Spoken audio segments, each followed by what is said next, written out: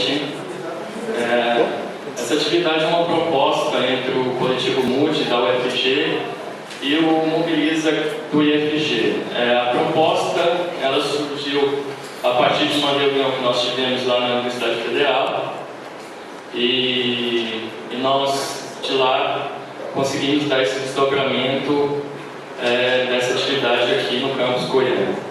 Bom, a ideia inicial era para ser uma roda de conversa, numa sala, entre os servidores, só que acabou que nós não conseguimos uma sala que providenciasse esse tipo de atividade, então nós conseguimos aqui o Demartim Bezerra e nós vamos tocar a atividade aqui. Bom, a ideia é a gente conversar um pouco sobre o PL 257 e os desdobramentos que ele dá, ao funcionalismo público e os desmontes, Bom, basicamente é isso. Vou passar a fala para a Mariana e é isso. Obrigado. Boa noite a todas. Meu nome é Mariana, sou do coletivo MUD, técnica administrativa da UFG. Como o Fernando falou, a gente teve essa iniciativa de começar a debater o PL 257, que é um projeto de lei que já está em regime de urgência, na Câmara. Já tentaram votar ele há umas 2 semanas, depois ele ficou parado por causa da votação do impeachment, e ele volta agora para a Câmara dos Deputados em regime de urgência novamente. E o coletivo MUD é um coletivo autônomo, um coletivo horizontal, de técnicos administrativos da UFG, e a gente tem se organizado, tem buscado estruturar melhor o coletivo e fazer uma série de debates ao longo do semestre. E esse debate sobre o PLP foi o primeiro debate desse semestre que a gente está tocando. Na verdade, o que a gente sempre se propôs desde o início era que essas reuniões acontecessem da forma mais ampla possível, porque o coletivo, apesar de ser de técnicos da UFG, a gente enxerga que esse PL pode afetar os servidores tanto do Estado quanto do município. Então, a primeira reunião foi chamada na Faculdade de Educação da UFG para discutir esse PL, e em conjunto com os servidores do Estado e do município. A gente tentou também fazer uma ampla divulgação com esses servidores para que viesse. A gente está muito feliz também pela quantidade de pessoas que esteve presente aqui hoje, porque acho que a gente precisa cada vez mais se inteirar do que pode acontecer. E apesar de algumas falas do ministro Persuino falar que esse PL vai ser desmembrado, que a parte que afeta os servidores públicos pode ser retirada, acho que os convidados poderão falar melhor do que eu sobre isso, mas as partes que podem ser desmembradas, que não afetam os servidores públicos, na verdade, ao nosso ver, pelo que a gente tem avaliado até o momento, não dá para acreditar nisso. Primeiro que não dá para saber nem qual governo nós estaremos daqui para frente, na conjuntura atual do país. E outra também que existem algumas condicionantes do primeiro passo do PLP, da renegociação da dívida dos estados, que também pressupõe ataque aos servidores públicos. Então, visando isso, a gente está fazendo esse acúmulo, esse debate, para tentar, primeiro, a gente estudar coletivamente e buscar formas de intervenção para tentar barrar esse PLP. E aí, nesse sentido, o Fernando esteve presente na reunião que o MUD chamou, que eu relatei, e a gente teve a ideia de fazer esse debate conjunto, que era uma iniciativa que a gente já tentava há muito tempo de unificar esses dois coletivos que têm propostas muito parecidas, que é o MUD, o FG e o Mobiliza e FG, e esse é o primeiro atividade conjunta dos dois coletivos, e aí, em nome de todo mundo do coletivo MUD, salientar que é uma alegria muito grande para a gente ter conseguido finalmente unificar os dois, etc.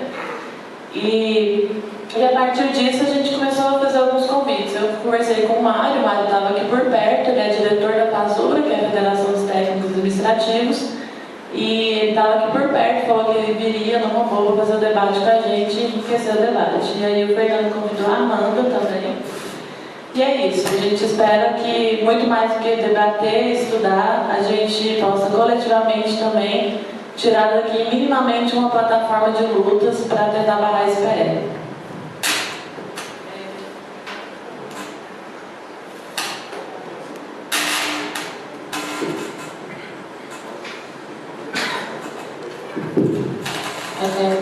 Boa noite a todos e a todas. Meu nome é Amanda, sou advogada. Eu queria agradecer aqui imensamente o convite do Fernando, o pessoal do Mobilize APG, né, pela oportunidade. E queria parabenizar vocês todos, né, e iniciativa, que é super importante. Esse projeto de lei ele é pautado numa lei de 1997, que a partir daí objetivou todas essas violações e invasões mesmo da União no âmbito dos estados, né? Que é uma coisa que não deve acontecer. A intervenção ela é exceção no Brasil. A União não pode intervir nos estados, nem os estados no município. E então, somente a luta social, a luta de vocês mesmo para tentar barrar esse projeto de lei que eu considero inconstitucional é de extrema importância. Por isso eu parabenizo todos vocês que estão fazendo esse trabalho. E quem sabe, né, agora a gente consegue barrar, porque em 1997 passou. Eu uso uma expressão sempre no meu cotidiano, que a gente é vítima de verdadeiros estrupos legislativos, né? Porque o pessoal vai criando leis e aprovando as leis sem que a sociedade tome conhecimento. Felizmente, hoje a sociedade está mais esclarecida e luta mais por seus direitos e contra esses arbitrariamentos, né? Então, essa lei ela estabelece o plano de auxílios, né, aos estados e ao Distrito Federal, auxílios fiscais. A União vai assumir as dívidas, né, dos entes federados, só que em contrapartida ela impõe mesmo várias regras e vários critérios para que essa assunção de dívidas seja consolidada. Em 1997, foi quando o governo FHC realizou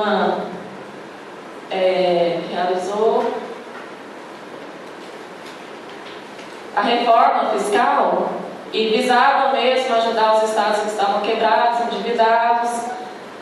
Foi implementada essa lei, que eu quero até ler para vocês aqui, o artigo 2º dessa lei, que é o principal artigo, e hoje em dia ela foi trazido para o projeto de lei, que fala aqui.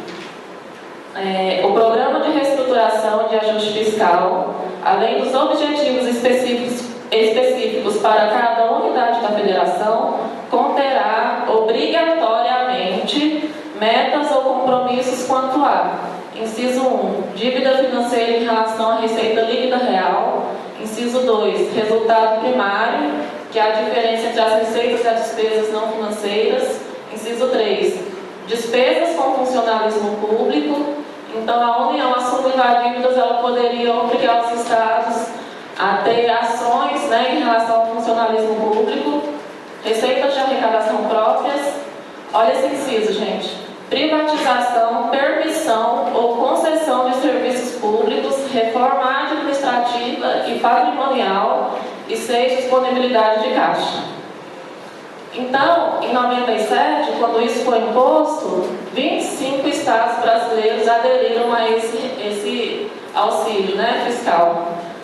Quando a conta vai ser paga pela sociedade, pelo trabalhador, a gente percebeu que o governo ele não se importa em deixar de lado a sua autogestão, a sua autoadministração, que é a característica principal do federalismo. O Brasil ele tem a forma de governo, né, que é o federalismo, não, inclusive a cláusula pétrea, não pode ser relegado, né, não pode sofrer emendas na Constituição sobre o federalismo. E quando a União ela impõe metas e obriga o Estado a criar leis e sancionar leis para que ocorra esse incentivo fiscal, ela está sim invadindo a autogestão, a autoadministração, a auto-organização desses estados. Somente o Tocantins e o Amapá não aderiram a esse auxílio, né, ao contrato, porque a lei, está aqui, o projeto de lei atual, artigo 4º, para adesão ao plano de refinanciamento, o projeto exige, no prazo de até 180 dias da assinatura dos termos aditivos contratuais, que os entes sancionem e publiquem leis determinando a adoção durante os 24 meses subsequentes de diversas medidas para a redução de suas despesas, sob pena de revogação dos benefícios concedidos, das quais eu destaquei aqui que tem na lei, né? Eu peguei aqui os principais incisos. Não conceder vantagem, aumento, reajustes ou adequação de remunerações a qualquer título, ressalvadas as decorrentes de atos derivados de sentença judicial, né? Vedar a edição de novas leis ou a criação de programas que concedam ou ampliem incentivo ou benefício de natureza tributária ou financeira. Deve suspender a admissão ou contratação de pessoal a qualquer título, inclusive por empresas estatais dependentes, por autarquias e por fundações instituídas e mantidas pelo poder público. Deve ocorrer a instituição do regime de previdência complementar que se refere nos parágrafos 4, 15 e 16 do artigo 40 da Constituição. E esse regime, constitucionalmente, esse regime complementar, é facultativo aos Estados. E agora a União está impondo para que ele seja implementado. Elevação das alíquotas de contribuição previdenciária dos servidores e patronal ao regime próprio de previdência social para 14,28%. E reforma do regime jurídico dos servidores ativos, inativos, civis e militares, para limitar os benefícios das progressões e vantagens ao que é estabelecido para os servidores da União. Então, já limita aí também os benefícios.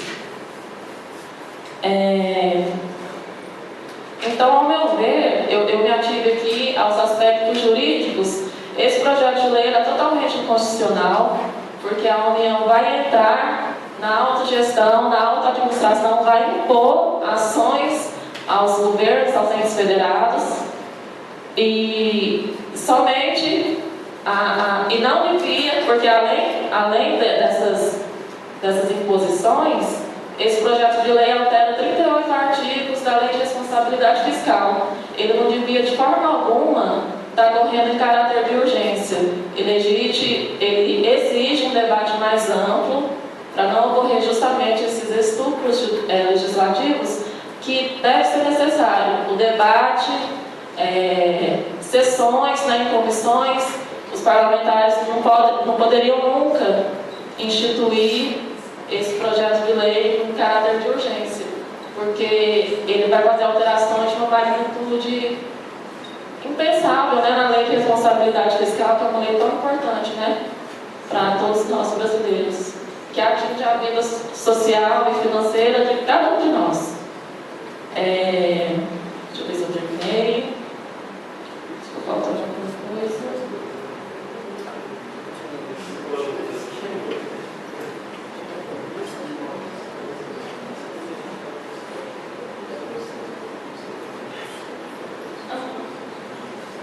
Certo. Não, então, é isso, eu considero mesmo inconstitucional esse projeto de lei, pelo fato de que vai estar causando a ruptura nesses primeiros 24 meses de adesão do contrato, dos termos aditivos de refinanciamento, vai ocorrer a ruptura do princípio federativo, que não deve nunca ser usurpado e nem deixar de existir no Estado brasileiro.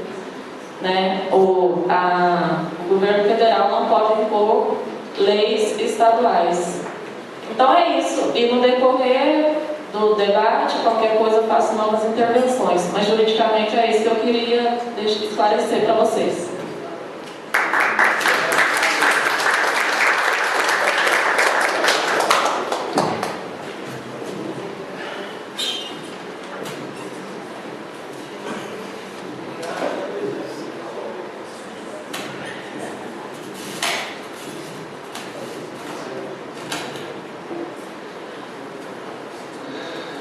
Bom, pessoal, boa noite. Meu nome é Mário Júnior. Como foi apresentado aqui no início, hoje eu participo da direção nacional da FASUBRA e eu sou técnico em de educação da Universidade Federal de Uberlândia. E eu gostaria de agradecer o convite feito para participar desse importante espaço aqui de hoje. Então, eu gostaria imensamente agradecer os coletivos que estão organizando esse debate, pelo convite, e expressar aqui a minha satisfação por estar participando aqui dessa troca de ideias com vocês. E a minha intenção é também aproveitar esse espaço para que a gente possa trocar impressões. Eu tive acesso aqui a documentos que vocês elaboraram, os coletivos elaboraram, e agora com a presença aqui da Amanda também, eu penso que esse espaço ele pode ser um espaço muito rico para a gente poder avançar no debate. Eu gostaria de iniciar o debate sobre a questão do PLP 257, pensando que esse projeto ele faz parte de uma perspectiva de Estado. Ele é mais um passo que acompanha uma política que vem se desenhando no Estado nesses últimos anos. Centralmente, ele tem dois objetivos. Ele tem um objetivo inicial que afeta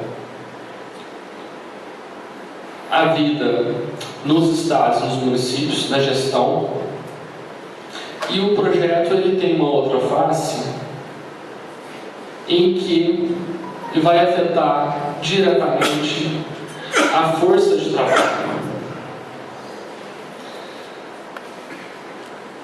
Então, o primeiro objetivo que a gente poderia pontuar, a Amanda passou rapidamente, pegando, por exemplo, a questão da força de trabalho. O projeto, ele visa, e não é de imediato, é importante destacar que o PLP ele vai ter um processo de desenvolvimento que vai levar, se for aprovado, o PLP ele vai levar ali uma média de 2 anos e meio de implementação.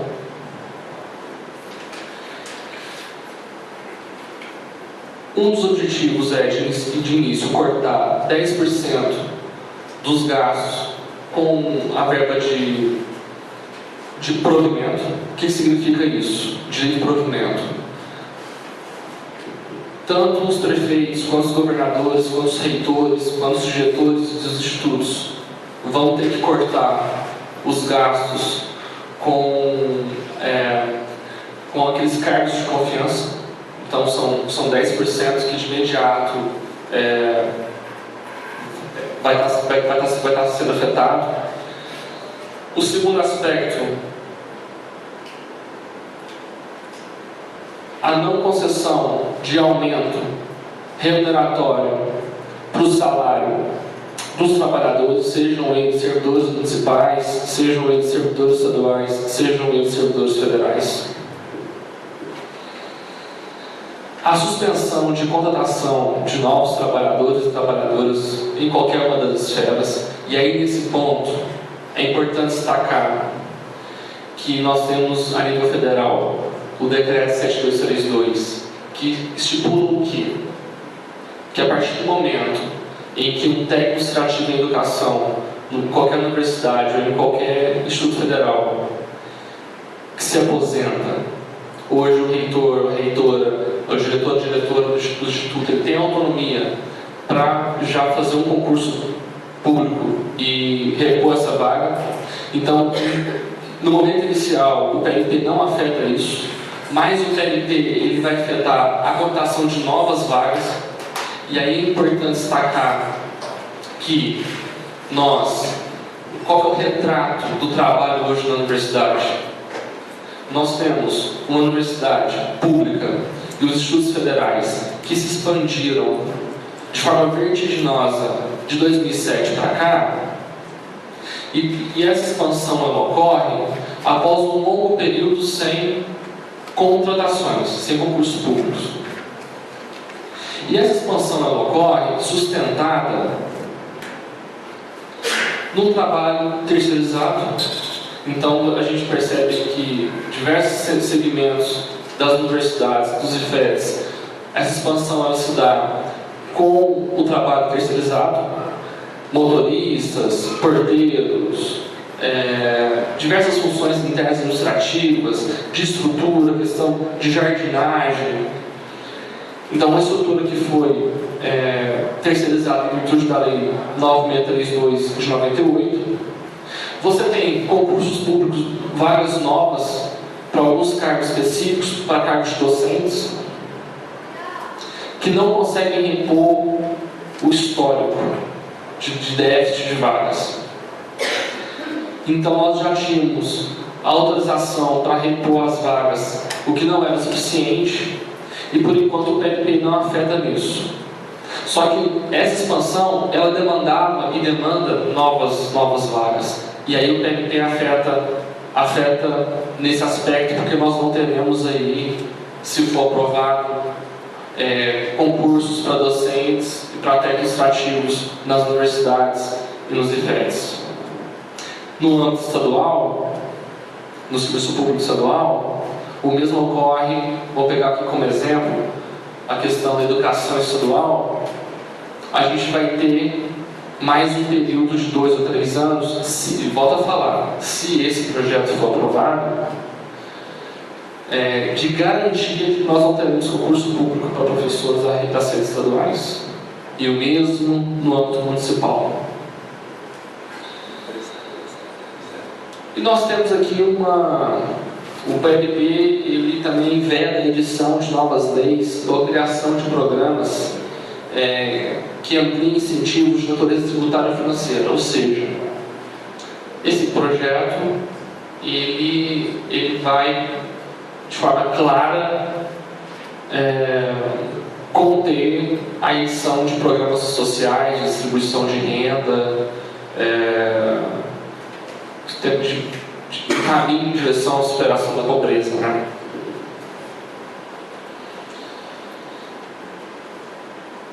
O segundo aspecto, que aí envolve a questão da administração, que a Amanda colocou, da inconstitucionalidade de afetar a gestão estadual e municipal, se deve ao fato do PLP, e aí eu volto ao início da minha fala, o PLP ele faz parte de mais um passo de um projeto de Estado. Esse PLP, ele afirma o quê? Ele possibilita os Estados renegociar suas dívidas. E aí ele abre um parêntese. Essas dívidas, pessoal, são dívidas contraídas sem qualquer tipo de controle social. São dívidas em que a auditoria cidadã já demonstrou em seus estudos que elas já foram pagas.